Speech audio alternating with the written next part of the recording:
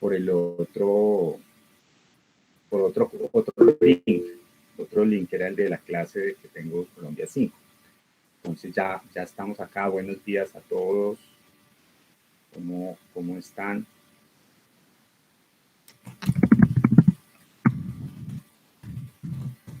Bueno, antes de comenzar, ¿algún comentario? ¿Alguien quiere comentar algo de las marchas de ayer, de ayer? ¿Alguna anotación, alguna aclaración?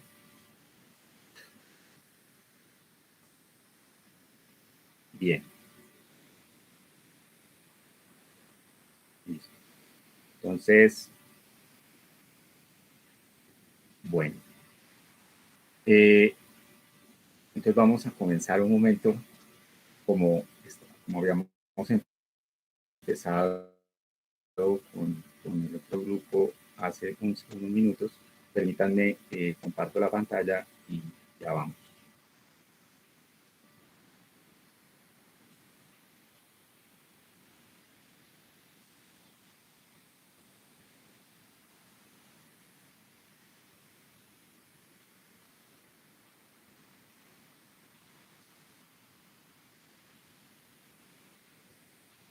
No se esperaba un arresto tan...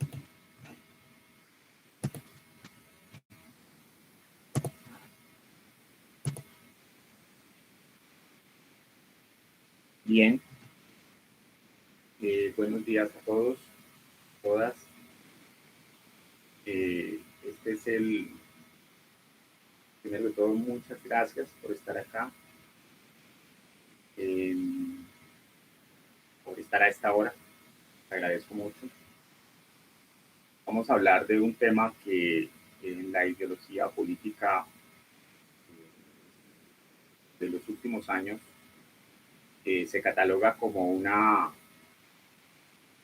es un insulto, casi que un insulto, dice, ¿no? Cuando se quiere hablar mal de un gobierno, cuando se quiere hablar mal de una política, la expresión es, eso es populismo, y con eso quedamos, se cierra la discusión.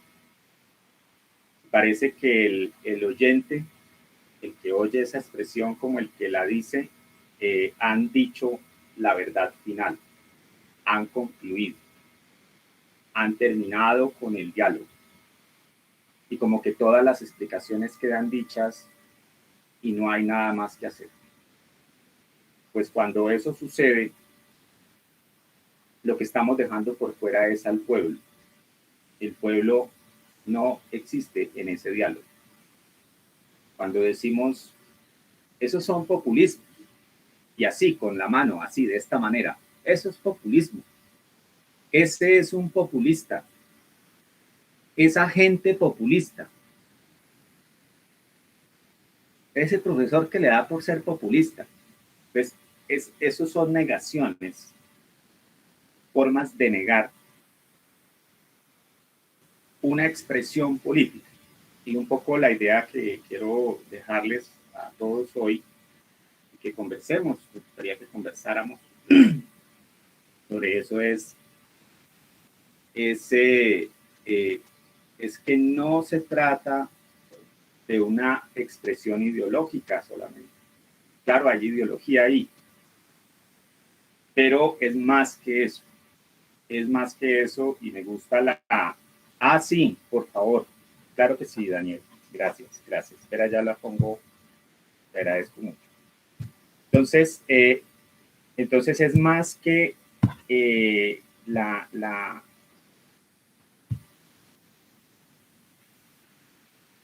es más que un proyecto ideológico, ¿no? El populismo y vamos a defender la tesis de que es un momento de la política y vamos a usar el fundamento teórico que plantea Ernesto Lafleur sobre la razón populista. Entonces, digamos, ese es como el camino inicial y es por esa vía que vamos a ir. Mira. Hemos titulado esta charla el populismo una tarea pendiente, o sea, es una tarea que está pendiente para Colombia.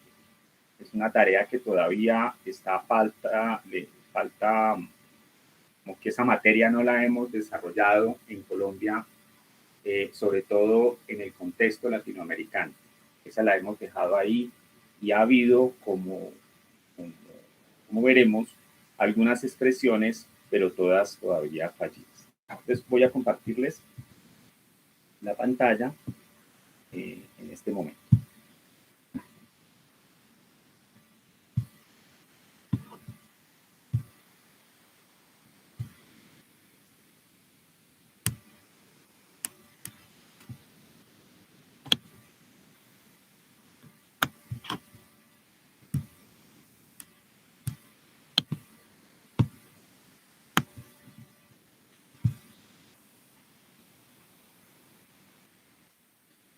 Bien, la historiografía del populismo en Colombia, en el mundo hay una amplia literatura, bastante, diría yo. Estuve revisando ayer unas cosas y realmente hay un abundante material que ha surgido sobre el populismo en diversos lugares del mundo. En el caso colombiano, pues tenemos, estos son los primeros trabajos más consistentes, digamos, más sesudos que tenemos sobre el populismo. Uno primero, ya muy lejano, del año 71, de Marco Palacios. Después, en el año 95, el profesor César Ayala publica su libro Nacionalismo y Populismo sobre el periodo Rojas Pinilla. Posteriormente aparece este libro también de nuevo de Marco Palacios, que trae un ensayo sobre los populismos en Colombia en el 2001, y estos otros dos trabajos de nuevo Ayala sobre las elecciones de 1970 con el populismo atrapado, ¿no? atrapado, como que no sale, no despega. Luego en el 2011 de nuevo nos presenta otro trabajo sobre ya un desarrollo sobre todo los años 60, sobre toda la experiencia, digamos, que vivimos nosotros en esa década sobre el populismo, a través de pues, por supuesto, de la ANAP. Recientemente, el profesor Jorge Giraldo escribe este libro, Populistas a la Colombiana, el 2018. Y este libro trae una tesis muy llamativa, y es decir, frente a toda la literatura que ha existido en la historiografía, digamos, que ha habido en Colombia, donde se ha dicho que, pues, que aquí no ha habido populismo, digamos, simplemente aquí no ha habido esas experiencias, y digamos como que ha habido una negación permanente de eso. Jorge Giraldo afirma que sí ha habido experiencias populistas y que sí ha habido momentos en los cuales, digamos, el populismo se ha expresado, y él, digamos, como que incluso termina su libro casi que como en un llamado a decir, ojo, porque estamos, al decir eso, al decir que no ha habido populismos y que no los habrá nunca, entonces podemos estar negando una experiencia política. Él lo plantea no desde la perspectiva de que ojalá haya, sino al contrario, de que ojalá en efecto no haya, ¿no? Entonces ese es como el esquema. El libro trae cosas muy interesantes, unas discusiones muy llamativas, pero también trae unos aspectos, digamos, que creo yo serían objeto de discusión, sobre los argumentos que coloca allí sobre la existencia del populismo en Colombia. Y no solo eso, sino de algunos ejemplos que él coloca de populistas en el plano latinoamericano, como por ejemplo Carlos Menem. ¿Sí? Y pues realmente eso no es como muy claro para mí, por lo menos. Bien, entonces aquí tenemos lo más cercano. Esta es nuestra experiencia más cercana a este fenómeno.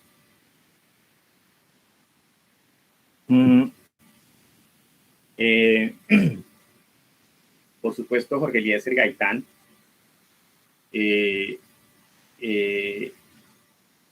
un populismo conocido en el discurso, un populismo en el caso de Rojas Pinilla, un populismo conocido, realizado e ignorado, y en la parte inferior está, digamos, lo que ha sucedido en relación con el populismo atrapado, con el populismo temido, digamos, la experiencia populista colombiana en qué derivó en un movimiento que es en el movimiento 19 de abril, tras la derrota la derrota, el robo, el fraude, no sé cómo llamarlo, todo eso junto de 1970. Entonces, tenemos aquí estos, son como momentos, son momentos con una característica, y es que los populismos crean bifurcaciones, crean, digamos, oposiciones, ¿cierto? El país político y el país nacional, ¿cierto? O el binomio pueblo-fuerzas armadas respecto del país político. Entonces, eso es como un antecedente. Volveremos sobre esto ahorita. Bien. Pero lo primero que hay que señalar sobre este concepto es que está asociado al cambio político. Es digamos, la manera de entenderlo es como es un momento de cambio en la sociedad, un momento de transformación de la sociedad, de búsqueda de rutas, de alternativas sobre qué queremos, sobre qué sociedad es la que queremos, cómo la queremos, hacia dónde nos puede llevar una ruta u otra. Tenemos aquí dos ejemplos de dos obras, digamos, centrales. A mí me gustan mucho porque explican, digamos, estas grandes transiciones que ha habido en el periodo reciente de la historia universal. El primero, el de Barrington Moore, Los orígenes sociales de la dictadura y la democracia. Y el segundo, de Tidas Kopol, Los estados y las revoluciones sociales. Estas dos obras plantean una transición, plantean unos cambios, y bueno, el segundo pues explica la noción de las revoluciones. Veamos un poco el primero. Dice Barrington Moore, a partir de un análisis de historia comparada, plantea unas rutas del cambio de las sociedades agrarias, ¿cierto? Cómo las sociedades se transforman, cómo las sociedades agrarias antes de la revolución industrial, digamos, cómo fue que se transformaron, hacia dónde fueron, cuál fue el futuro de esas sociedades. Y plantea que hubo digamos, el eje central del cambio, la pregunta que él se plantea, dice, ¿cuál es el papel que cumplen las élites terratenientes y los campesinos en ese proceso de transformación, en ese proceso de cambio que vive la sociedad? Unas sociedades pasaron y transitaron hacia ser sociedades democráticas y capitalistas. Otras sociedades pasaron a ser sociedades capitalistas en una línea fascista, y otras se tornaron en sociedades comunistas. Por supuesto, dada la metodología que Barrington Moore emplea, él ubica a un país de transformación incompleta, un lugar donde ninguno de los tres anteriores fenómenos sucedió. En el primer caso, de las sociedades democráticas capitalistas, se le ubica a Inglaterra, a Francia, a los Estados Unidos, con sus respectivas revoluciones. En el segundo caso, ubica a Japón y Alemania. Y en el tercer caso, de las sociedades comunistas, ubica a China y a Rusia. Y una transformación incompleta ocurrida en la India. Son países enormes, grandes, con grandes poblaciones, y que tienen como características pues, que han tenido unos procesos de transformación muy profundos, unas agitaciones sociales profundas. En Inglaterra, como, digamos, es lo que él llama la transformación por arriba, ¿no? El gran cambio que se da desde arriba, como desde el siglo XVI en adelante se estableció, digamos, una sociedad donde las clases altas se abrieron a la vida rural, abrieron el parlamento, crearon un sistema mixto, donde las élites tradicionales están en la cámara alta, lo que se llama donde están los aristócratas, los títulos nobiliarios, las familias poderosas, y una cámara baja, que por eso se llama, como se llama, la Cámara de los Comunes, o sea, donde los comunes, ¿cierto?, podían ingresar y podrían participar, digamos, en la toma de decisiones. Por supuesto, eso lleva ya muchos siglos. Pues hoy no podemos decir pues que los del Partido Laborista, los trabajadores obreros, pues estén así fielmente representados en el Congreso, pero en algún momento lo estuvieron. En algún momento lo estuvieron los trabajadores, estuvieron representados por el Partido Laborista, sobre todo hasta la llegada de Margaret Thatcher al poder. Entonces, es una sociedad que se abre, por supuesto hubo mucha agitación social, eso no se logró con un whisky, eso no se logró al calor de unas copas de una cerveza británica, no. Eso hubo un proceso largo de discusión y de agitación. En Francia, pues ese es el caso prototípico, digamos, ese es el punto, digamos, donde la imaginación política se pone al servicio de, no sé si los hechos al servicio de la imaginación política o al revés, pero allí la revolución burguesa destruye las bases sociales de los antiguos aristócratas, destruye el sistema para crear un sistema nuevo, ¿cierto? Y aquí es la Revolución Francesa, digamos, la que va a permitir, digamos, generar una ruta distinta, que es la ruta liberal, la ruta de la cual después se ha hablado en todos los sistemas políticos. En adelante, ese es el modelo de sistema político que se estudia, que se analiza y que, digamos, consciente o inconscientemente muchos tienen en la cabeza.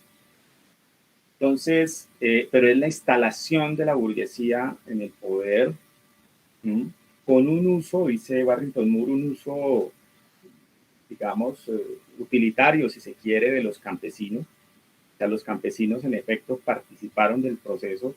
Lo que dice Barrington Moore es que luego ellos fueron como relegados, ¿no? O sea, la Vendée después, algunos de ustedes pues ya conocen eso, eso resultó ser los campesinos luego ya no tenían lugar, digamos, es como el punto.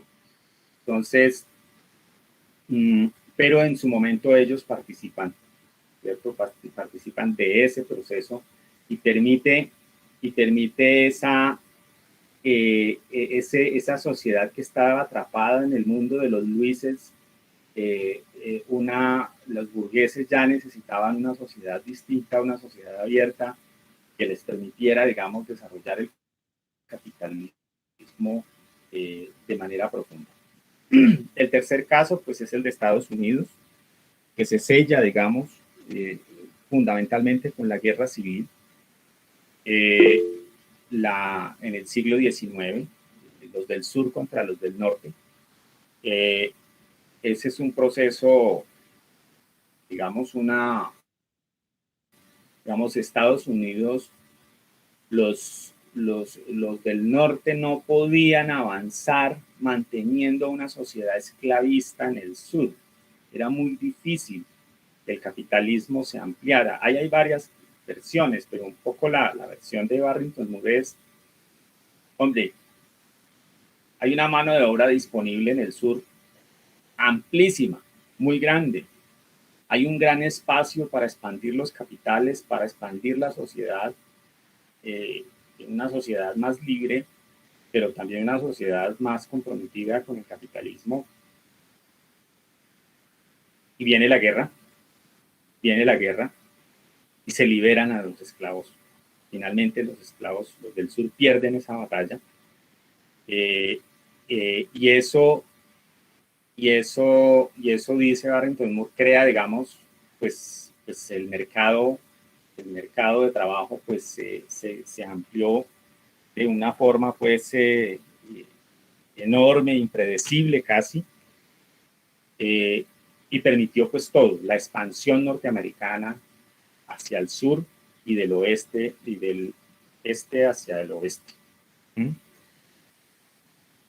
Hay que recordar que esto ocurre también con la operación que se hizo con México, ¿cierto? O sea, que ellos tomaron esa parte de la mitad de México prácticamente, lo que les permitió expandirse hacia la costa oeste. Entonces, es una revolución social, es una guerra civil la que permite que los Estados Unidos transite desde esa sociedad tradicional esclavista hacia una sociedad capitalista. Más democrática, sí, seguro, más democrática, más abierta, bajo unas nuevas reglas. O sea, estos tres son los tres modelos, digamos, que para Barrington Moore van a representar el desarrollo del capitalismo en Occidente. Son como el esquema, digamos, el faro, y las diferencias están en que mientras Inglaterra hace su transformación desde arriba, los otros dos países lo van a hacer un poco más forzados desde abajo, sobre todo Francia. Francia lo va a hacer desde abajo, desde la movilización popular, ¿cierto? Desde la movilización popular. Pero ninguno se compara con los dos casos siguientes, el de Japón y Alemania. Son revoluciones conservadoras desde arriba, ¿cierto? Sobre todo en el Japón se van a aceptar, las clases altas van a aceptar que sí, vamos a pagar impuestos, vamos a hacer un aporte para el crecimiento de la sociedad y vamos a buscar, digamos, una salida que permita abrir la sociedad a las nuevas tendencias y a los nuevos movimientos que se están dando. Pero es desde arriba, es un modelo autoritario, es un modelo donde ellos imponen, digamos, la lógica que se da hacia abajo. Lógica que se cerraría, por supuesto, con la Segunda Guerra Mundial, ¿no? La Segunda Guerra Mundial va a cernir este proceso y le va a dar, digamos, una cara distinta. Pero, digamos, fue el fascismo, digamos, el que se instaló en estos dos proyectos políticos.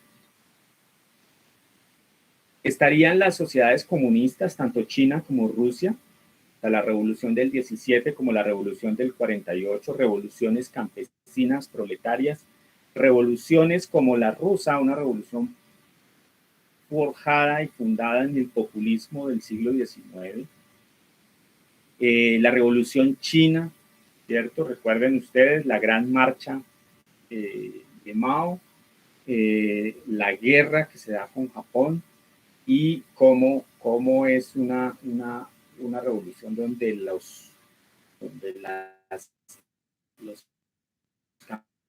campesinos son la fuerza fundamental, digamos, que va a permitir que se estructure una sociedad distinta. Y los resultados pues están a la vista. Digamos, cuando Barrington Moore escribió este libro, yo creo que él nunca se imaginó, este libro es de 1973, jamás se imaginó, yo creo que no, era muy difícil prever en los años 70, aún para los que, digamos, defendían el sistema comunista como lo conocimos hasta antes de las reformas, yo creo que nunca pensaron que iban a tener la sociedad que hoy se tiene, la sociedad china que hoy conocemos. O sea, prácticamente es la tercera economía del mundo en este momento, después pues, de Estados Unidos y la Unión Europea. Y finalmente una sociedad que ni para atrás ni para adelante, que ni avanza ni retrocede, ¿no? Una sociedad que hace un proceso muy fuerte de descolonización de Inglaterra. Por supuesto está la figura de Gandhi, un proyecto diferente, es un proyecto, digamos, espiritual, si se quiere. Por supuesto está su mano derecha, que va a ser el constructor pues, de ese proyecto socialista en China. Luego vendría Indira Gandhi, ¿sí? Pero dice Barrington Moore, es una transformación incompleta porque aquí ni para allá ni para acá. Vamos, una serie de situaciones que muestran que los casos anteriores pues eran casos como más centralizados, proyectos más donde la sociedad va como en una línea un poco más ordenada, si se quiere. Aquí pues es muy difícil, digamos, establecer una ruta o una guía, digamos, de hacia dónde iría India para comienzos de los años 70. Hay que tener eso presente. Este libro es escrito, se publica por primera vez en el 73, de manera que él estaba, lo que Barrington Moore estaba viendo era el proyecto socialista que se había hecho después de que los ingleses habían salido. ¿Sí? Eso era lo que él estaba viendo. Pues por supuesto hoy, ustedes saben, la India ocupa un lugar central en la comunidad mundial, a pesar de sus niveles de pobreza y de desigualdad profundos que tiene, y este año que vive una de las situaciones terribles con el COVID, la economía india pues es de las más grandes del mundo y tiene una gran paradoja. Tiene una gran competencia científica, técnica, unos matemáticos impresionantes, una gente que ha hecho, digamos, carrera en el mundo científico, pero que tienen unos niveles de pobreza descomunales y una desigualdad, pues, digamos, insondable, muy, muy difícil de sostener eso. Bien, entonces este es el modelo del cambio. Fíjense, procesos de transformación. Aquí, este es un esquema de cambio. Ahora, devolvámonos un momento para comentar brevemente el caso de Frida Scofield, porque ella va a plantear para los mismos casos, tanto de Inglaterra, Francia, Estados Unidos, Rusia y China, dice ella, esas revoluciones que hubo allá fueron únicas. Esas revoluciones no vuelven a pasar. O sea, no es que existan modelos que lleven a que la revolución exista, no. Perdón la redundancia. No. Pasaron. La Revolución Francesa pasó y ya. La Revolución Inglesa pasó y ya, fue una vez. No va a volver a suceder.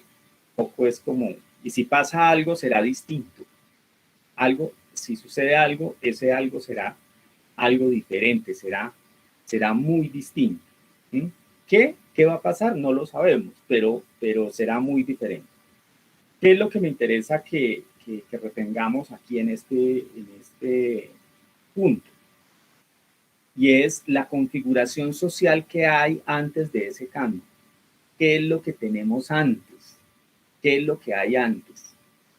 ¿Sí? Entonces, la preocupación de Barrington Moore es, pues si son sociedades agrarias, pues la sociedad agraria, ¿quién es el eje fundamental del cambio? Pues el campesino. ¿Qué pasó con esos campesinos en ese proceso de cambio? ¿Fue protagonista? ¿No fue protagonista en ese momento de transición o no? Entonces, digamos, ese es un elemento que quiero que por favor retengamos. Y ahorita lo volvemos a retomar. Entonces, el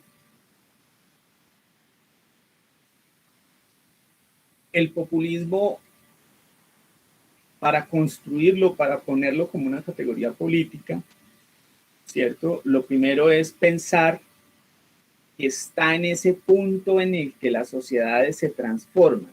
¿Sí? Pero en ese mundo, en ese momento en que la sociedad cambia, ¿cierto? El protagonista va a ser el pueblo. ¿Sí? Vamos, él es el que participa en la construcción de ese nuevo régimen, ¿sí? De ese nuevo cambio. O sea, no, por supuesto hay cambios sin el pueblo, por supuesto, pues donde los pueblos son sometidos prácticamente, que es el caso del fascismo, lo que vimos ahí, el caso japonés.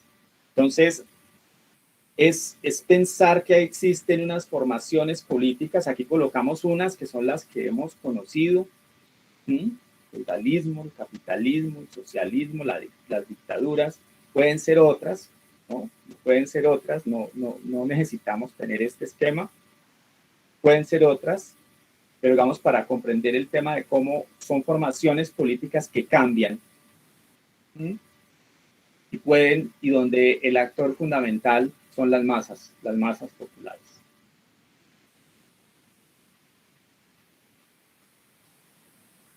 Entonces aquí sí entramos en un momento. Yo creo que este es, digamos, uno de los autores de mayor peso en la interpretación de este tema. Él nos ha traído una lógica de interpretación sobre cómo el populismo se construye. Es Ernesto Laclau, que es argentino. Ya recientemente falleció hace muy poco, realmente, hace unos 5 años tal vez. Y creo que este fue uno de sus últimos libros, y digamos más conciso, digamos, una teoría muy fuerte. Y ya desde el título le dice a uno muchas cosas, ¿no? O sea, como la razón populista, o sea, o la razón del pueblo, ¿no? La razón del pueblo, ¿no? Como que es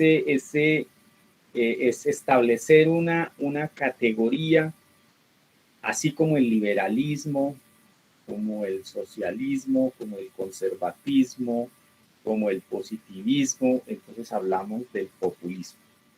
¿Sí? Digamos, esa digamos es la pretensión que hay detrás de este libro.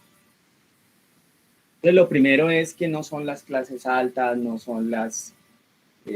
es la burguesía, no es la aristocracia, no son los terratenientes, no es una coalición de grupos en el poder, no es el bloque en el poder de Gramsci, no. El centro es el pueblo. Ese es el centro del escenario político. Es la fuerza del pueblo. ¿Mm? Que integra, digamos, todos los sectores de la nación, de las naciones o de la sociedad en la cual se encuentren. Y para que eso ocurra se necesita actualizar la tradición. Entonces, fíjense, por ejemplo, ustedes que cuando se va uno a las marchas, en todas las marchas, en todas partes, yo creo, pero por ejemplo, en nuestras marchas, pues llegamos, eh, eh, llegan ciudadanos como nosotros,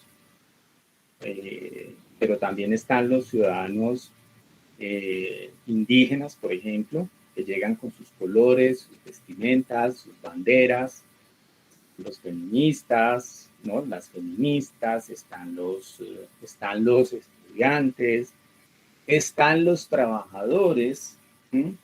Los que todavía tienen trabajo, ¿cierto? Están los informales, eh, pero ocurre algo algo que es maravilloso y es, por ejemplo, la música, ¿no? Entonces la gente toca los tambores u otro tipo de instrumentos, ¿cierto? Es una manera de actualizar el ser, lo que somos nosotros, lo que en la sociedad somos. Y la marcha revive esos procesos, ¿no? La marcha nos permite encontrarnos con nosotros mismos sobre lo que somos, ¿cierto? Donde podemos expresar nuestra indignación, pero es una indignación que se expresa desde el ser, desde lo que nosotros hemos sido, desde lo que nosotros somos en ese momento. Entonces, cuando se habla de actualizar la tradición, es bueno, ¿cuál es nuestra tradición como colombianos? ¿Cierto? Entonces, fíjense que en esas marchas se toca cumbia, por ejemplo, ¿no? El bullerengue, ¿no? Todas las músicas del Pacífico, las músicas del Atlántico, las músicas del centro del país. O sea, empiezan todas estas manifestaciones a expresarse. Entonces, y el populismo nos va a traer, el pueblo necesita de esas expresiones para poderse expresar, ¿no? Para poder manifestar su indignación, su demanda, el proceso de cambio que va a estar viviendo. Es un proceso anclado en la soberanía popular. Aquí impera la regla de la mayoría, ¿cierto? Son muchos, y fíjense, lo maravilloso de estos días es que pues, además son bastantes días, eso es inédito en nuestro país, donde todos salen, ¿no? Todas las personas se manifiestan, y el que no puede, pues se expresa de otras maneras, ¿cierto? Y eso nos lleva, digamos, a una manifestación, porque la marcha se estructura, digamos, desde lo que cada uno es.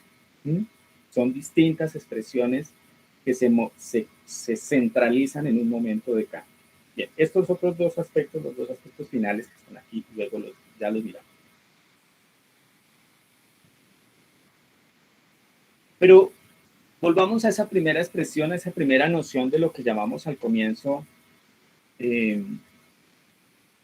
que el populismo es algo, es una vaguedad, es un discurso, ¿no? Entonces, por ejemplo, lo que dice Giraldo, entonces, bueno, aquí existió el populismo de Gaitán. Pues existió con un señor que daba unos discursos, ¿cierto? El pueblo de Colombia va a luchar contra las oligarquías y tal, ¿no? Y él era la pregunta que debemos hacernos es, ¿por qué Gaitán llega a ese pueblo? ¿Cómo él logra capturar esas masas? ¿Qué les dice para que esas masas lo sigan? Para que esas poblaciones lo sigan. ¿Cuál es el clic? ¿Dónde él hace clic con la población? ¿Dónde es que está el punto que hace que las personas fueran tras él, lo siguieran, lo escucharan por la radio? ¿Cuál fue ese punto, ¿no? Entonces, lo que dice Laclau es, pues siempre se cree que es algo...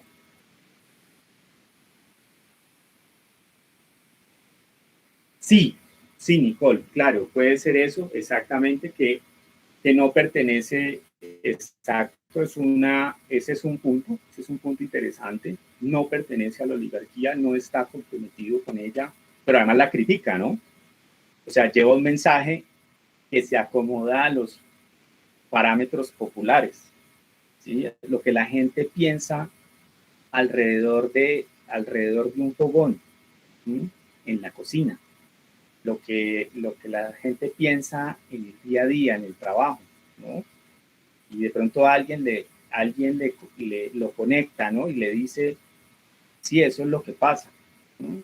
Alguien que entiende que está la señora que se levanta a las 4 de la mañana a atender a su marido, a los hijos, despacha al marido, despacha a los hijos y luego ella se va a trabajar, ¿sí?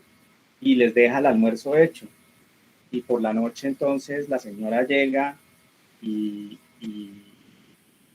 vuelve y recoge los niños y vuelve y repite la escena y de pronto un día alguien, un político le dice, señora, usted está haciendo todo esto, ¿cierto? Yo comprendo esa situación.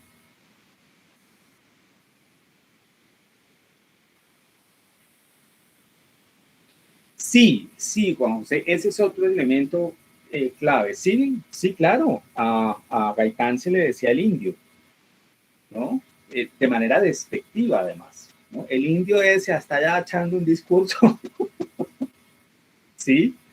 Eso, claro, si a nosotros nos lo dicen hoy, pues hoy pues nos sentimos halagados y nos parece chévere, pues está bien, ¿no?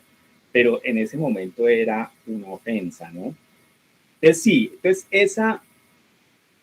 entonces parece y se ve como vago e indeterminado, pero lo que dice Laclau es justamente en esa vaguedad y en esa indeterminación es lo que representa la realidad social, ¿cierto? Él le habla a las familias, él le habla a las personas, esos liderazgos eh, conectan con la gente, ¿sí? Conectan con la gente. Eh, ¿Que hay retórica? Sí, hay mucha retórica, pero si ustedes lo miran, digamos, en el escenario político contemporáneo nuestro, ¿cómo nos hace falta la retórica? ¿No? Así, en el sentido griego del término. ¿Cómo nos hace falta esa expresión política? Eh, hemos vivido estos últimos 30 años con frasecitas, ¿no? Frasecitas de cajón, frasecitas y nos dejamos,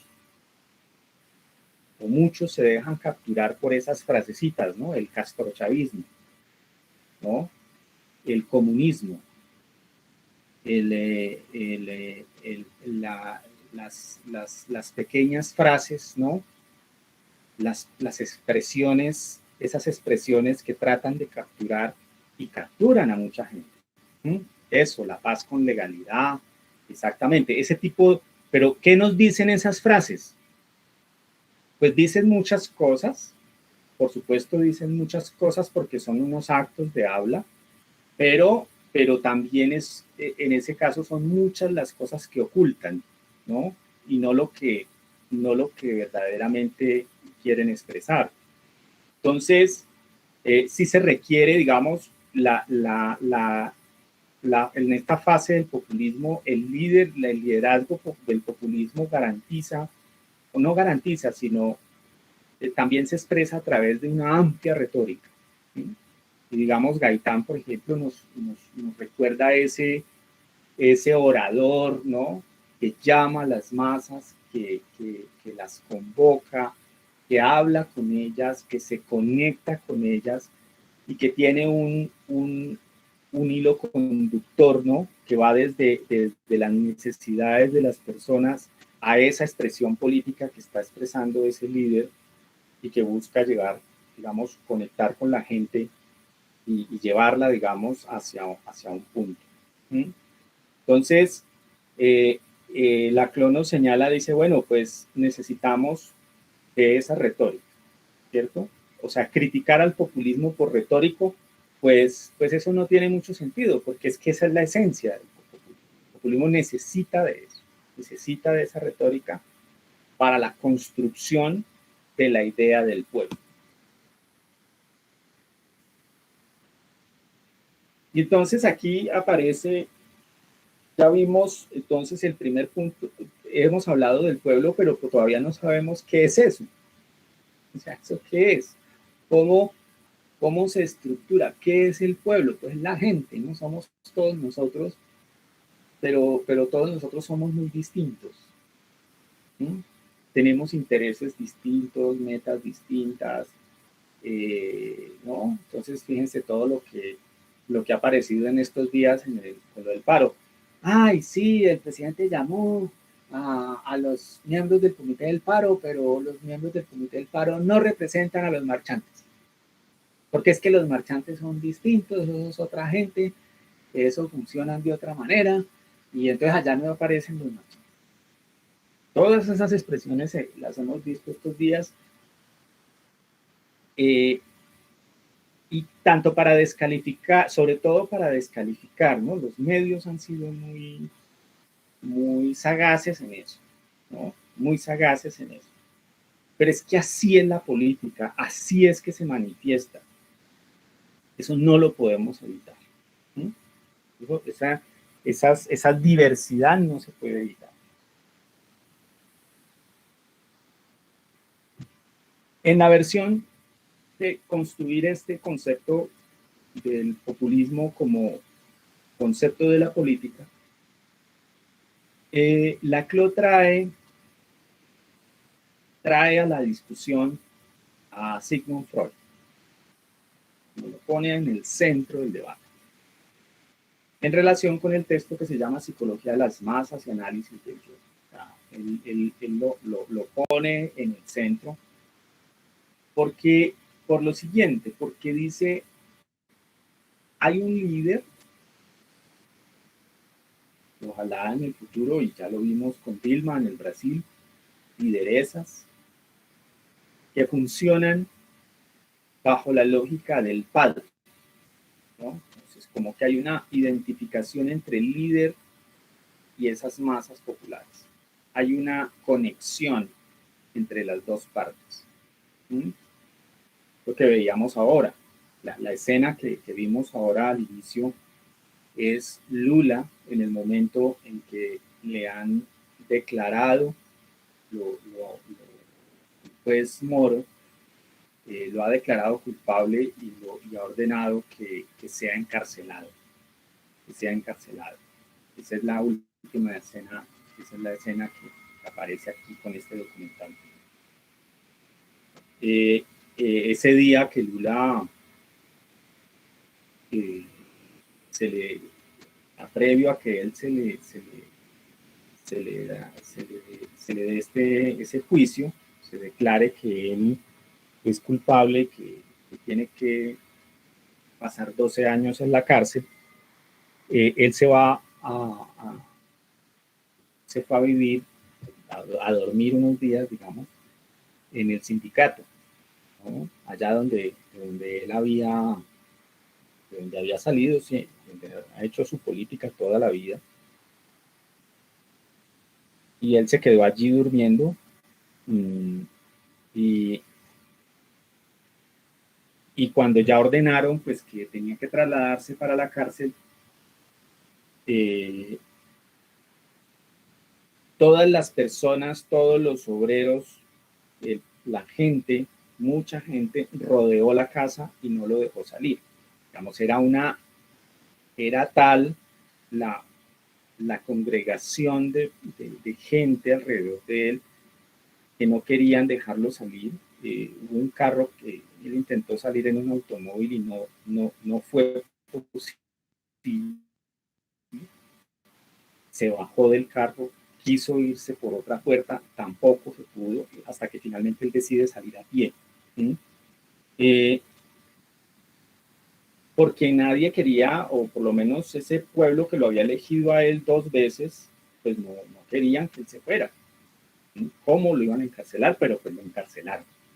Entonces esa conexión, ahí hay una conexión entre la gente y el líder, entre las masas y el líder.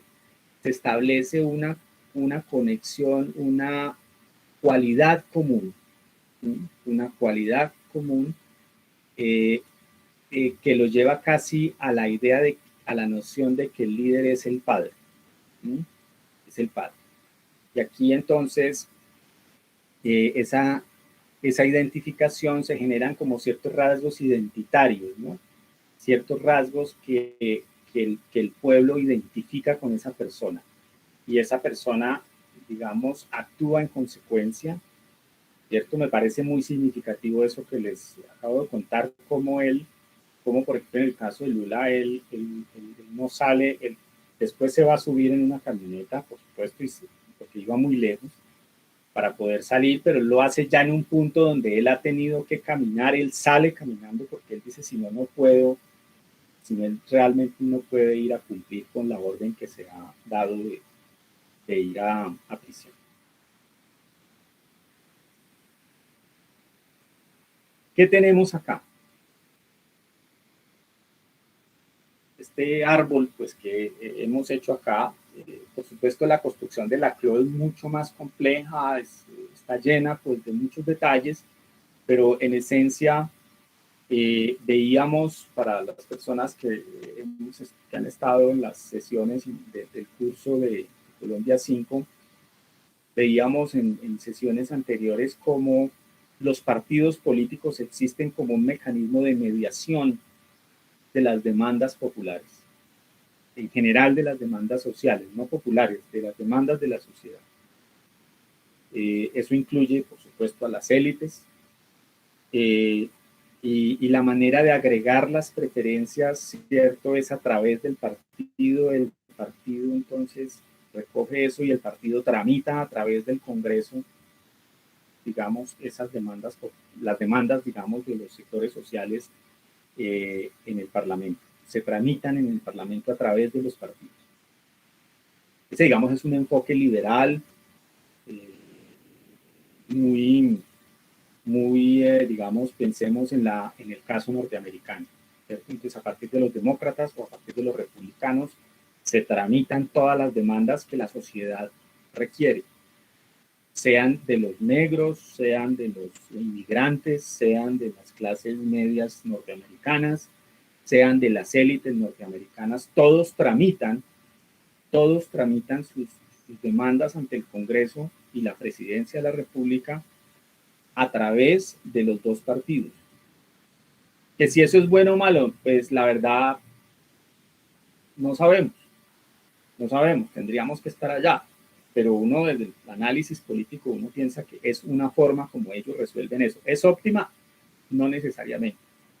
También hay críticas a eso, como ese bipartidismo norteamericano no necesariamente resuelve todas las demandas que tiene la sociedad norteamericana. Entonces, ese es un...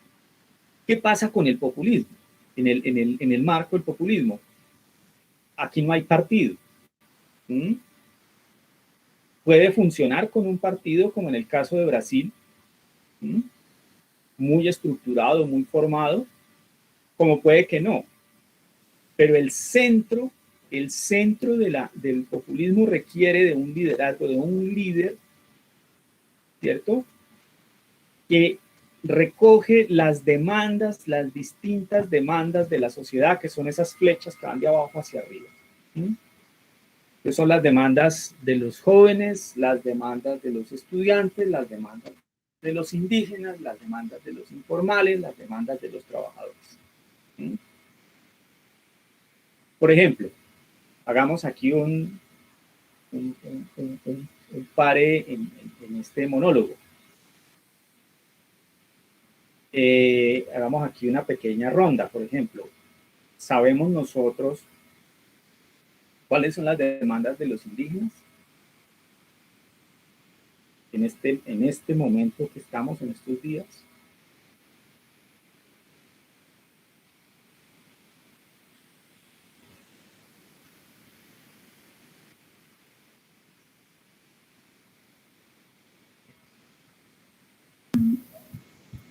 Bien, hablemos un momento de eso. Hagamos un ejercicio. Espérate, perdón un segundo, voy a quitar la presentación para que hablemos de eso. ¿Cuáles serían las demandas de los sectores que identificamos en este movimiento de ahora? ¿Será la justicia social? Pero eso cómo, en concreto, ¿cómo se traduce? ¿Cómo los indígenas traducen? ¿Cómo podríamos pensar? Puede ser el respeto a la vida porque están matando a los líderes indígenas y pues digamos que el gobierno no protege ese derecho. Bueno, esa es una, sí, el respeto a la vida. Creo que todos, ¿no? Creo que todos, en la situación actual, creo que todos estamos en ese punto, ¿no? El respeto a la vida. Bueno, ¿qué otro podría ser? Yo creo que hay que tener en cuenta ahí que este ejercicio... común.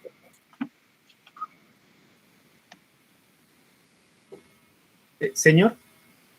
Daniel. O sea, este ejercicio de las comunidades indígenas, pues eso, o sea, también es un proceso, ¿no? Que ya viene desde las mingas de finales del siglo XX y pues, o sea, que se contrasta con algunos elementos. Cuando yo digo justicia social, es porque ellos lo plantean en términos, como dice pues el compañero Juan José Mesa, efectivamente hay un elemento que es como el problema de la tierra y la justicia social en la medida en que ellos buscan también, pues, o sea, que se les defienda la tierra de sus resguardos, no solo pues, o sea, de las dinámicas del conflicto armado, sino también pues, o sea, como una defensa ambiental, ¿no?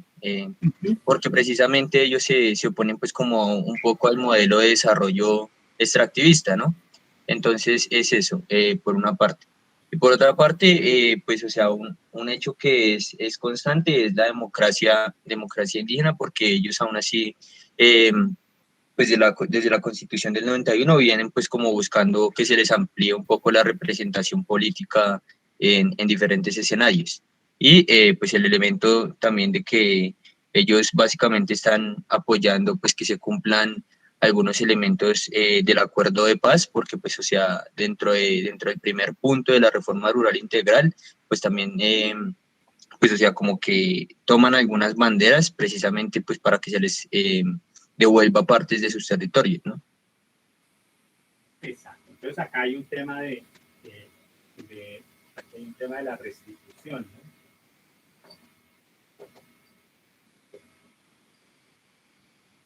Ahora, tenemos que pensar que los indígenas también internamente son una pluralidad. No son los mismos los indígenas del Amazonas que los indígenas de la cordillera, ¿no? Ni los del sur ni los del norte, pero sí tienen algo en común. Tienen unos, digamos, en ese sentido, la UNIC ha sido el eje unificador. Pues yo no los conozco mucho internamente, pero pues sé que hay personas que acá los conocen mejor y nos podrían, incluso no sé si hay alguien de las comunidades indígenas que nos pueda contar cómo ven ellos la situación, cómo la perciben. No sé si haya alguna persona, no sé si esté Alejandra, por ejemplo, o si estén, a ver quién más.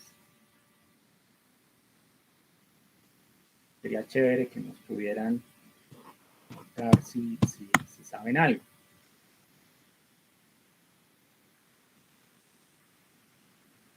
Bien, entonces este es un bloque, ¿no? Entonces, los indígenas. Los indígenas. Ahora, miremos nuestro grupo, los estudiantes.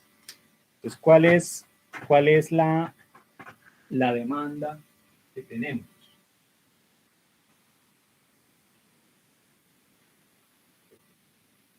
¿No? ¿Cuál es?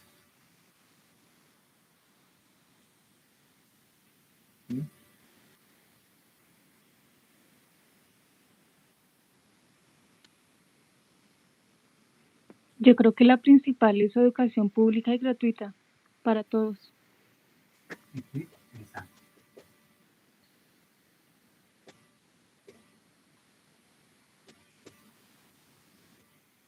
Pública gratuita. Muchos de ustedes son bastante jóvenes y lo que yo les puedo contar es que esto realmente ha sido o sea, llegar a expresar lo que ahora se expresa en las marchas, lo que ahora ustedes y bueno, nosotros también como cultores demandamos, no se escuchaba antes del 2000. Eso no se oía. O sea, las marchas de los 90, de los 80, en Colombia al menos, eso no era parte de la demanda, no era parte de la lucha política. Siempre incluso pasaban cosas y después, como siempre ha sucedido, pues uno termina focalizando la demanda en los muertos, que está muy bien, por supuesto, y desafortunadamente porque ha habido muertos estudiantes o de otros sectores sociales y al final, digamos, las movilizaciones se transitan hacia la demanda, hacia esos hechos puntuales y como que lo otro queda pendiente. Lo que les quiero decir es que esto ha sido una ganancia, realmente ha sido una ganancia que hoy lo pensemos. ¿Qué otro elemento consideramos que está en las demandas? No. Que no exista estigmatización. Estudiantes. ¿En qué sentido? Hacia la protesta, ¿no? Principalmente. Sí, hacia la protesta. La manifestación política, claro. Ajá. Estigmatización. Y hacia los estudiantes pertenecientes al movimiento estudiantil, por ejemplo. Sí, ¿qué está pasando, no? Allá van, ellos son, no, esas personas, ¿no? Vienen esos dedos acusadores y esas cosas acusadoras que son terribles, porque además eso, sí, ese es otro punto. ¿Qué otro aspecto, digamos, tendríamos para la educación gratuita, la movilización social, que se garantice? Eso es una expresión de la democracia, por supuesto, normal. El pago de la deuda a las universidades, por supuesto.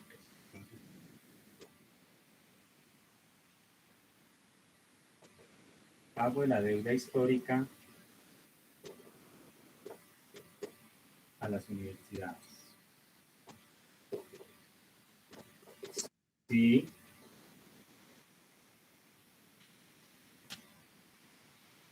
La autonomía universitaria, bueno, esa se tiene, digamos, pero ¿en qué sentido, Daniel? ¿Cómo entiendes eso? Yo lo relaciono un poquito, por ejemplo, con lo que ocurrió el 26 de abril, cuando ingresa la policía a la Universidad del Valle, ¿sí? Pues, o sea, precisamente porque uno de los elementos es que pues, la policía no debería estar ingresando a las universidades públicas y son cosas que en los últimos años, por ejemplo, también se ha venido, pues, o sea, como fraguando un poco más, por ejemplo, también en el caso de la pedagógica. Sí, entonces eso se llamaría, porque la autonomía universitaria, digamos, está formalmente institucionalizada, la tenemos, la libertad de cátedra, por ejemplo, existe. Lo que podríamos pensar es en la vulneración a esa autonomía, ¿no? La vulneración a la autonomía universitaria.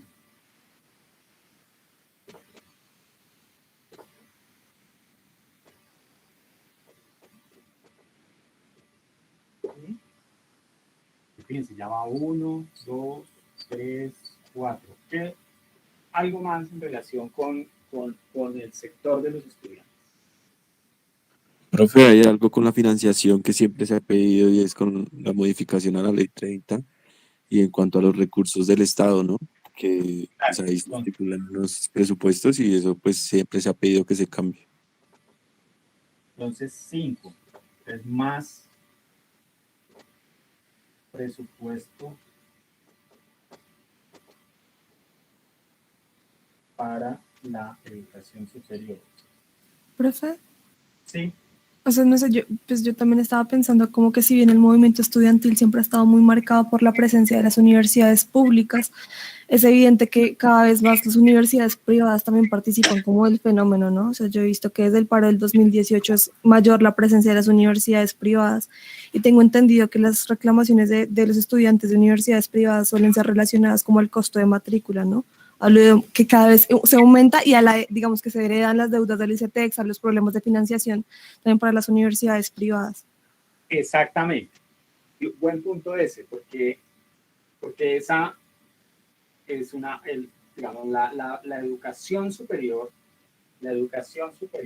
ha estado, digamos, fracturada por esa idea de lo público lo privado, pero estamos viendo que en el caso de lo privado y también de lo público, porque digamos en las maestrías, por ejemplo, y muchos de ustedes pagan unas matrículas en la universidad pública y que es a través de la financiación, ¿no? Ya sea del ICETEX o de la banca privada, en fin, de los ahorros públicos, en fin, sí, ese es un buen punto que está, digamos, ahí en el eje de la discusión y ha unido, digamos, mucho a todo el sector universitario o de educación superior.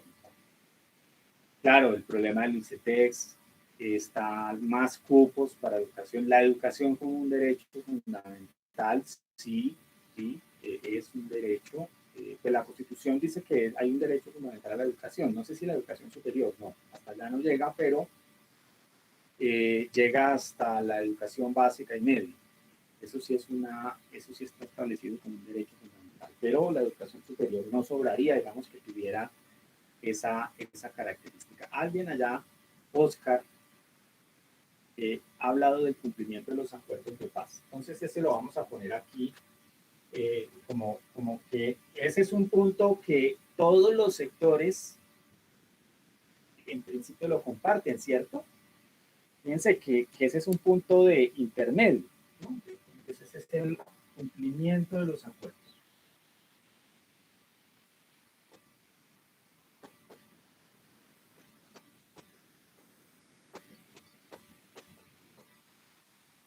Los acuerdos de paz del 2016. ¿Mm?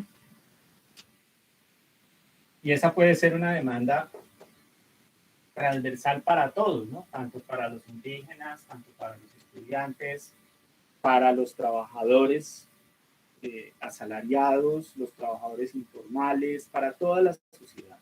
¿Sí? Las madres, los padres, todos los grupos sociales, digamos, como demandamos ese cumplimiento de los acuerdos de paz. Pensemos otro grupo. Pensemos en los trabajadores asalariados.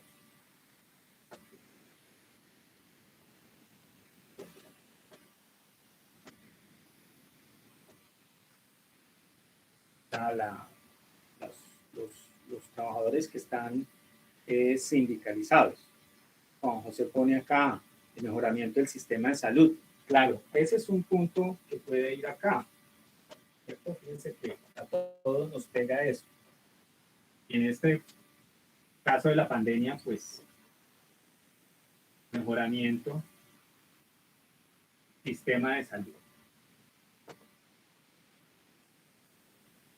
Y además enfrentando una reforma parecida a la reforma tributaria, que lo que hace es mejorar los servicios para la población, ¿no? Que es el proyecto que todavía se está tramitando, ese no lo han retirado, pareciera que lo van a retirar, pero no han sido tan explícitos con la tributaria, de retirarlo.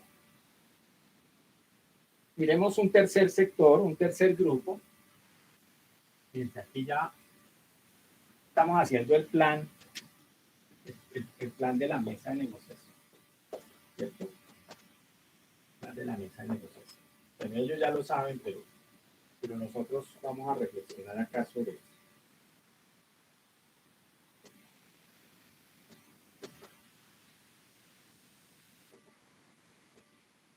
El tercer grupo, ¿qué habría para los trabajadores asalariados? Exacto, la contratación, pues ahí está, la contratación. Salarios dignos.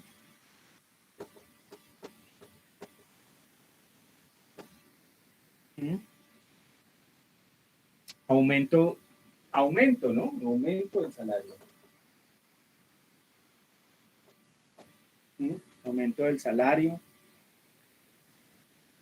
Renta básica. ¿Ustedes creen que la renta básica son solo para los trabajadores asalariados? No, profe, yo creería que entraría también los trabajadores informales, que creo que en Colombia es la mayoría, ¿no? La mayoría, correcto. Entonces acá tenemos acá otro aquí con asterisco, ya no nos va a caber en el tablero, pero esta es muy importante, la renta básica.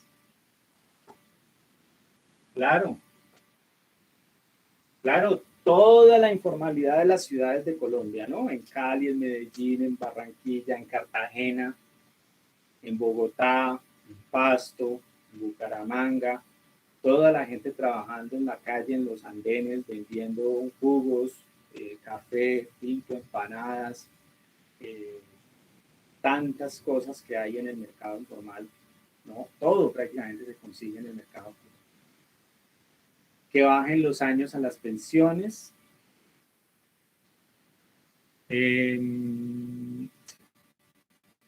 Las pensiones, ¿no? Entonces aquí uno, pues que se garantice las pensiones, ¿no? La garantía de que existan pensiones, ¿no? Garantizar la pensión.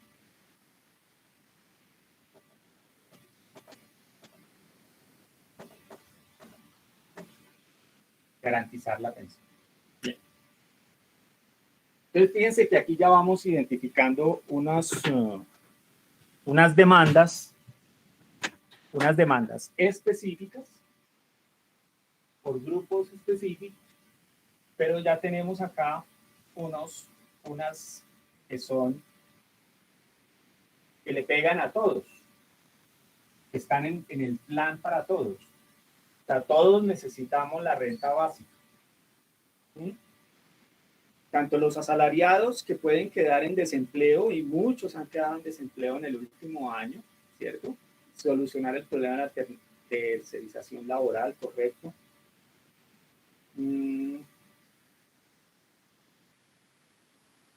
Sí, entonces ha habido una... fíjense, estamos en un momento muy particular porque la crisis del COVID ha profundizado la crisis económica.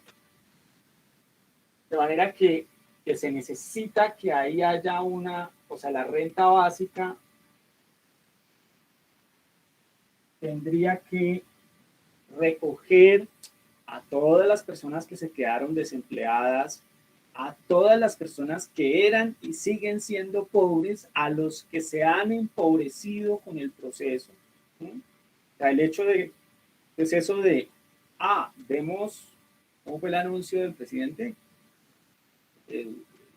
Matrícula gratuita para los sectores 1, 2 y 3 por este semestre.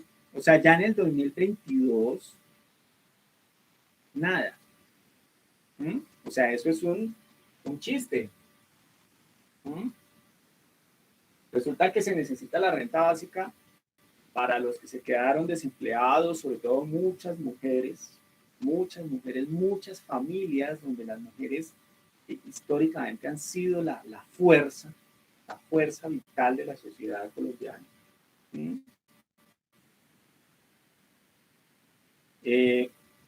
¿Quiénes son los sectores 1, 2 y 3? Bueno, ya vamos allá un momento para mirar esa categoría. Entonces, la renta básica es un punto muy importante en la discusión. Sobre todo porque ya no es solo de Colombia, eso es de todo el planeta. ¿Sí? Y se ha discutido, digamos, de varios años. Lo de los sectores 1, 2 y 3 sí son los estratos, los de los servicios públicos, ¿no? Ya uno lo clasifican por nivel de ingreso de las familias.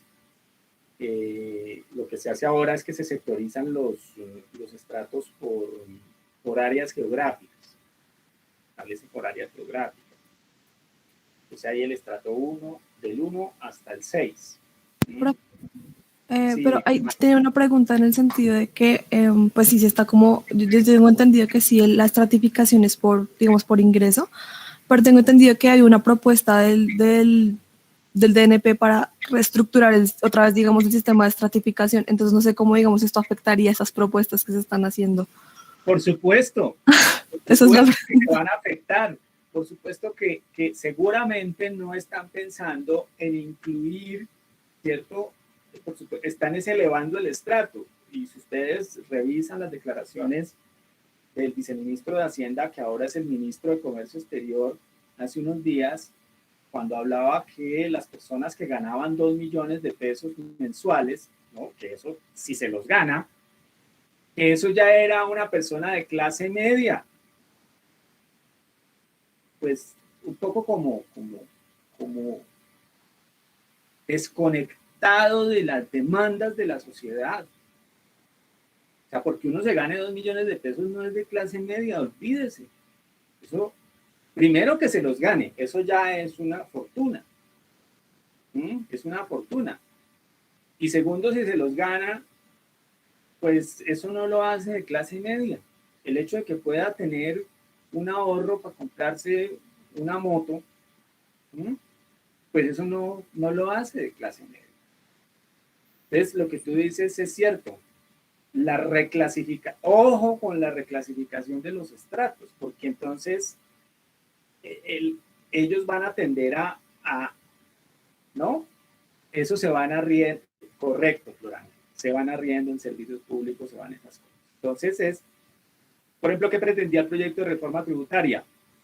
En este momento, hoy día, las personas que tienen contratos de más de 4.100.000 pesos, tienen que, les hacen retención en la fuente. O sea, les cobran por derecha, la DIAN les cobra por derecha un porcentaje sobre su salario. Era lo que pretendía el proyecto. No empecemos en 4.100.000, sino que bajémoslo a 3 millones y luego bajémoslo a 2.500.000 en el 2023.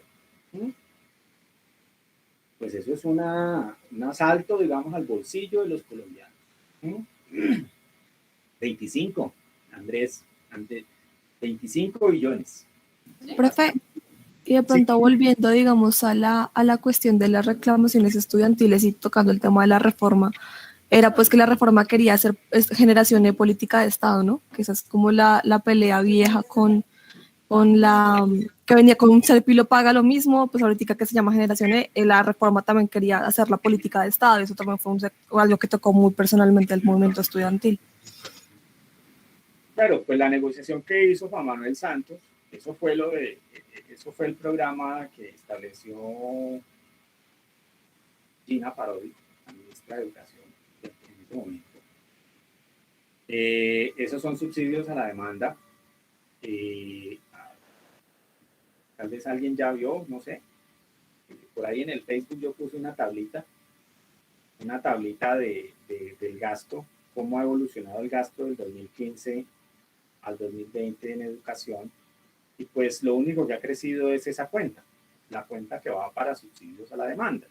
Entonces seguimos en el mismo problema, o sea, la universidad, la educación superior ha tenido más financiamiento, más recursos del Estado, pero están destinados a un proyecto que en el largo plazo llevas a terminar de privatizar aún más la educación superior y comprometer aún más a los estudiantes con unos créditos que inicialmente se prometen como una beca, pero que pueden terminar siendo una deuda para la persona. Son las 8:30. Tomémonos 10 minutos y regresamos y continuamos con el, como venía.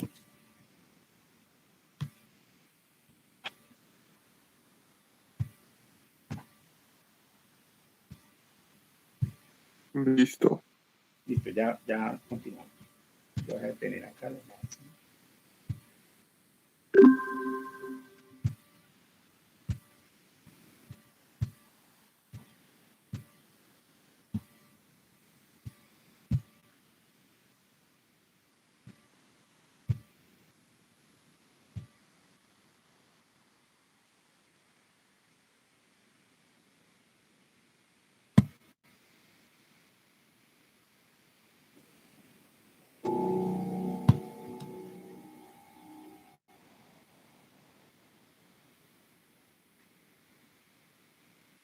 Condición de clase, etnia, sexo o credo. Hoy es el día del reencuentro de Brasil consigo mismo.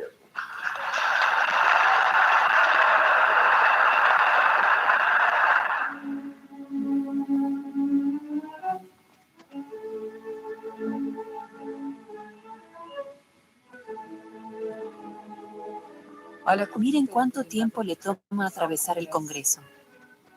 Un escultor cuyo material es arcilla humana. Esos abrazos reflejan tanto su carisma como su decisión de conciliar.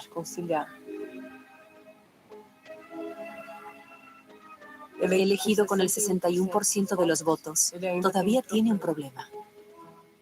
Su coalición no alcanza la mayoría en el Congreso.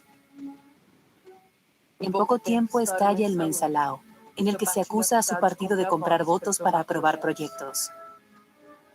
Considerados como posibles sucesores de Lula, renuncian 2 ministros de su gabinete. Lula logra alejarse de los escándalos, pero mucho tiempo después, esa sombra aún lo perseguiría. Entonces forja una nueva alianza, esta vez con el partido más poderoso del Congreso, el PMDB.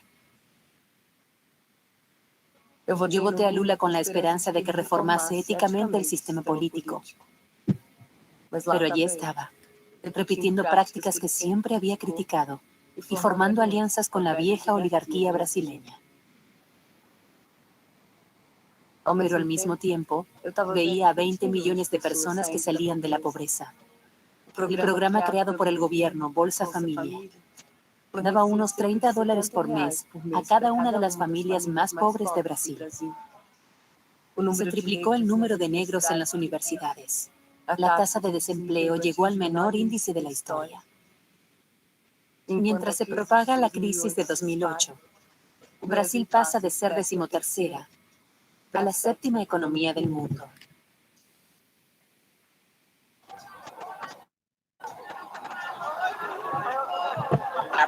Lo primero que hizo fue poner comida en la mesa del pobre, del trabajador o del campesino. Hoy tengo 2 hijas en la universidad, gracias a las becas que conseguimos. Está dando prioridad para los cupos racistas contra los blancos de nuestro país. Creo que es el fin de todo. Fue una gran decepción porque era un obrero que podría haber convertido a este país en algo mucho mejor. Primero hizo un buen gobierno y después se perdió por la corrupción que es habitual en nuestro país. Porque hoy tengo una casa. Porque mi hermana se formó como enfermera. Mi hija está estudiando nutrición. Porque necesitábamos la Bolsa Familia y gracias a ella tenemos una mejor vida. Dejamos de recibir la Bolsa Familia, pero mejoramos gracias a ella. Amo a ese hombre de corazón.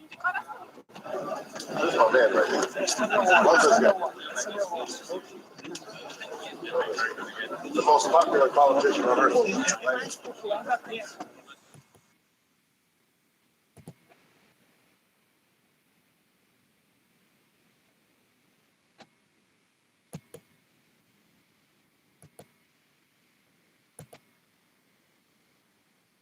Bien. Continuamos. ¿Ahí ven bien?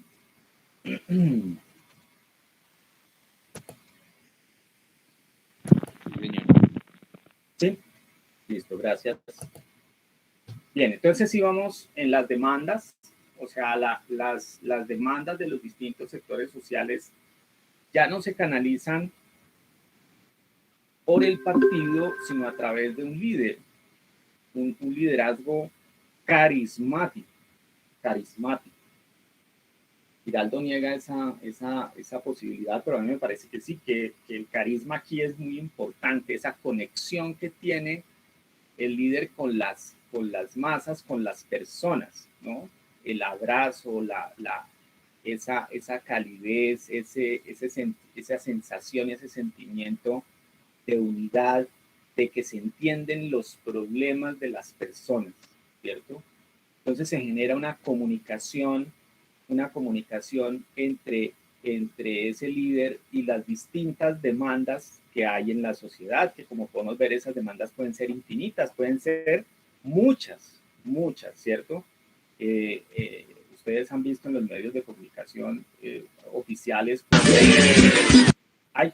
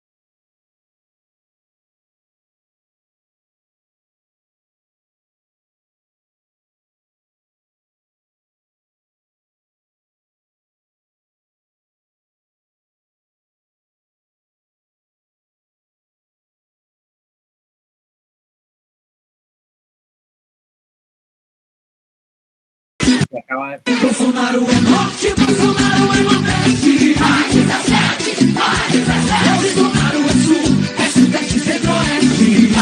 No, pero Saray no puede. Bolsonaro é norte, Bolsonaro é nordeste. Mais 17, mais 17. Bolsonaro é sul, é sudeste, centro-oeste. Mais 17, mais 17. O Brasil é de você do Bolsonaro. O homem que une o Brasil.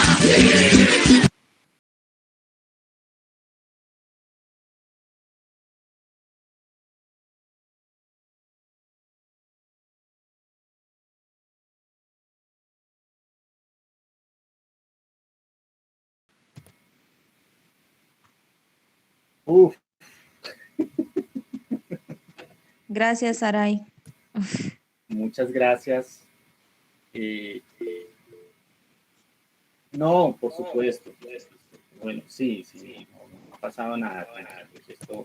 Estas cosas van a seguir. Entonces, ¿sí, Adriana? Señor. ¿Ibas a decir algo? No, que me parece una falta de respeto, pero bueno, estos espacios siempre son susceptibles de ser saboteados porque cualquier persona puede ingresar y bueno, así es, también así un es. llamado a la responsabilidad y al respeto. Sí, claro que sí, por supuesto. Bien. No, está muy bien. Listo, muchas gracias. Entonces continuamos, sigo ahí quedó, creo que alcanzó a quedar algo de eso en la grabación, qué vergüenza. Bueno, ya, ahí vamos. Entonces, estoy compartiendo.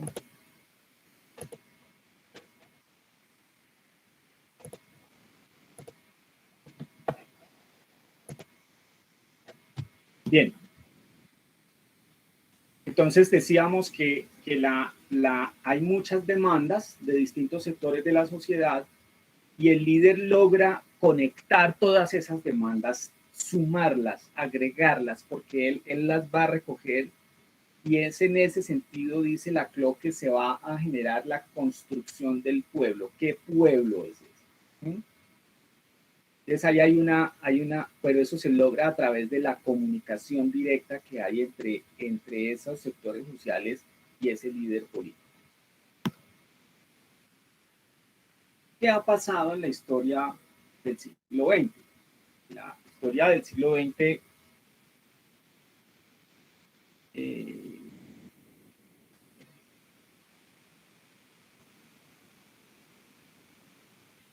¿alguien quiere entrar? No. Cancelar eso. Cancelar eso. El mismo Covalera. Sí.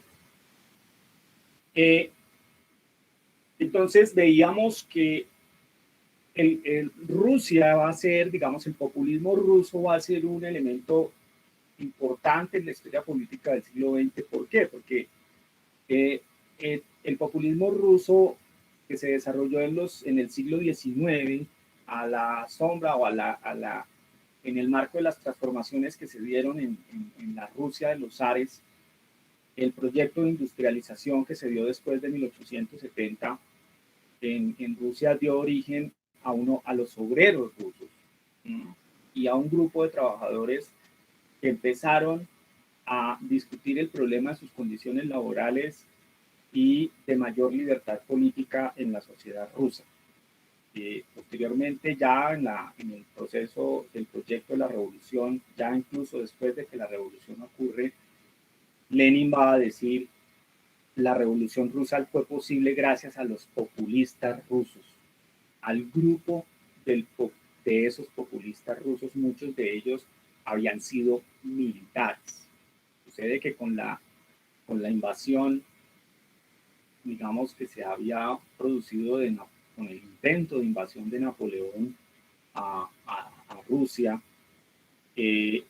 hubo un grupo de militares que en la huida pues de Napoleón de Rusia, regresando a París, muchos de los militares rusos llegan a París y ellos nunca habían conocido Occidente, no habían ido a Alemania, no conocían. Y este grupo va a educarse en estas formas occidentales, regresan a Rusia y van a agenciar un proyecto de cambio dentro de Rusia que se va a convertir con el tiempo en los distintos movimientos que se desarrollaron alrededor del populismo, bajo la noción del populismo ruso. O sea, era una preparación, digamos, del pueblo para su acción política como sujeto político autónomo, que es lo que va a pasar en el proyecto de la revolución ya en el 17. Entonces, digamos, esos son como los primeros antecedentes. Luego van a ver ya en la segunda mitad del siglo XX, en la década de los 60, todo el proyecto de descolonización, van a venir otros populismos en África, los nuevos países que se habían liberado de las colonias europeas, muchos de ellos van a desarrollar esta línea de interpretación política. Nos interesa entonces que veamos un poco qué es lo que va a pasar en América Latina en el siglo XX. Pues tenemos los casos del Perú, con Aya de la Torre, México, Lázaro Cárdenas, Argentina, con Juan Gustavo Perón, Brasil, en los dos momentos, el periodo de Vargas, el periodo de Lula, en nuestro caso colombiano, Gaitán y Rojas Pinilla, y en Venezuela y Bolivia, Hugo Chávez y Evo Morales. Bueno, ya habíamos visto lo de Rusia, pero aquí me interesa este concepto que desarrollan los populistas rusos, y es la obshchina. La obshchina es la forma de apropiación comunitaria de la tierra. Y ese fue, digamos, como el tránsito, el eje a partir del cual se constituyó, digamos, el tránsito de ese pasado feudal a un presente modernizador.